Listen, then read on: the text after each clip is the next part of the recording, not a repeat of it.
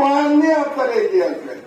এখন আপনারা যদি সেই বয়ানের মধ্যে কোন কারচুপির চেষ্টা করেন তাহলে মনে হবে যে বাংলাদেশে যে ট্র্যাডিশনাল রাজনীতি চলে আসছে গত 54-55 বছর ধরে এবং যার পরিণামে বাংলাদেশে ফ্যাসিবাদের উত্থান ঘটেছিল, আপনারা সেখান থেকে বের হতে পারেন নাই। কাজেই বাংলাদেশের একজন বর্ষিয়ান নাগরিক হিসেবে তরুণ সমাজের প্রতি আমার আবেদন থাকবে, আপনাদের রাজনৈতিক বয়ান যেটা থাকবে সেটা পরিষ্কার হতে হবে। সেই ব্যাপারে কোনো কপটতার আশ্রয় আপনারা দেবেন না। যেটা বিশ্বাস করেন সেটা সাহস করে আপনাদেরকে বলতে হবে। আপনারা সবাইকে সন্তুষ্ট করবার চেষ্টা করবেন না। আমরা দেখতে পাচ্ছি যে সবাইকে সন্তুষ্ট করার একটা প্রচেষ্টা নতুন দলের মধ্যে দেখা যাচ্ছে, যেটা দুর্ভাগ্যজনক। 1 নম্বর। 2 নম্বর, আমরা রাষ্ট্রের সংস্কারের কথা বলছি।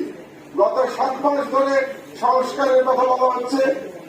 প্রধান উপদেষ্টা বলেছেন সংস্কার সম্পন্ন হলে রাজনৈতিক দলগুলো যে সংস্কারে সম্মত হবে, ঐক্যমত্য পোষণ করবে, সেগুলো শেষ করে দিয়ে নির্বাচন হবে।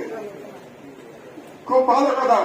রাষ্ট্রের সংস্কার হলো, রাজনৈতিক দলের সংস্কারের খবর কি? আপনি রাষ্ট্রের সংস্কার করবেন, রাজনৈতিক দলের সংস্কার করবেন না। তাহলে যে বাংলাদেশ আমরা আশা করছি সেই বাংলাদেশ আমরা ফিরে পাবো না। আবারও নতুন করে এক ধরনের ফ্যাসিস্ট রাষ্ট্র ব্যবস্থার উত্থান ঘটবে যদি না রাজনৈতিক দলের মধ্যে সংস্কার করা হয়। এবং প্রথম যে দলের মধ্যে সংস্কার করতে হবে সেটা আওয়ামী লীগ। আওয়ামী লীগ কেন বলছে? আওয়ামী লীগ কেন বলছে? কারণ একটা বক্তব্য আসছে যে ইনক্লুসিভ ইলেকশন করতে হলে আওয়ামী লীগকে নিয়ে ইলেকশন করতে হবে। এই বক্তব্য দেশি অ্যানালিস্ট তারা দিচ্ছেন, বিদেশিরা দিচ্ছেন যে free fair and inclusive election, তার মানে আওয়ামী লীগকে সাথে নিয়ে ইলেকশন। কোন আওয়ামী লীগকে সাথে নিয়ে ইলেকশন করবেন আপনারা? যে আওয়ামী লীগ 15 বছর ধরে ফ্যাসিবাদী শাসন ব্যবস্থা কায়েম করেছিল বাংলাদেশের উপরে, সেই আওয়ামী লীগ, যে আওয়ামী লীগ বাংলাদেশের সার্বভৌমত্ব দিল্লির কাছে টিকিয়ে দিয়েছিল, সেই আওয়ামী লীগ, যে আওয়ামী লীগ মহান জুলাই বিপ্লবে প্রায় 1600 তরুণ ছাত্র ছাত্রীকে হত্যা করেছে, সেই আওয়ামী লীগকে আপনি পুনর্বাসন করে কি রাজনীতির দিকে যাবেন?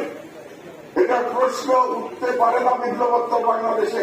বিপ্লবোত্তর বাংলাদেশে আওয়ামী লীগকে যদি রাজনীতি করতে হয় তাহলে সংস্কার সম্পন্ন করে তাকে রাজনীতি করতে হবে। এবং আমি মনে করি তার পূর্বশর্ত হতে হবে শেখ হাসিনা সহ শেখ পরিবারের সকল সদস্য এবং সকল খুনি লুটেরাকে আওয়ামী লীগ থেকে বহিষ্কার করে তারপরে যেটা সংস্কারের পরে যে আওয়ামী লীগ আসবে সেই আওয়ামী লীগ তখন বাংলাদেশে রাজনৈতিক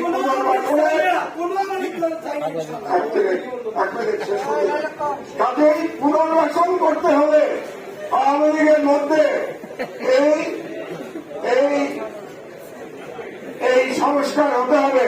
কাজে আওয়ামী লীগের যদি সাহস থাকে কিংবা আওয়ামী লীগকে যারা পুনর্বাসন করতে চান তাদের প্রথমেই বলতে হবে যে শেখ হাসিনা সহ শেখ পরিবার এবং সকল খুনি লুটেরা তাদেরকে তাদের দল থেকে বহিষ্কার করতে হবে, তাদের বিচার সম্পন্ন করতে হবে। তারপরে প্রশ্ন উঠবে জনগণ ওই আওয়ামী লীগকে রাজনীতিতে অংশগ্রহণ করতে দেবে কি দেবে না। তার আগ পর্যন্ত এই সংস্কার হওয়া এবং এই বিচার হওয়ার আগ পর্যন্ত আওয়ামী লীগকে বাংলাদেশের রাজনীতিতে পুনর্বাসনের সুযোগ দেওয়ার কোন প্রশ্ন উঠতে পারে না।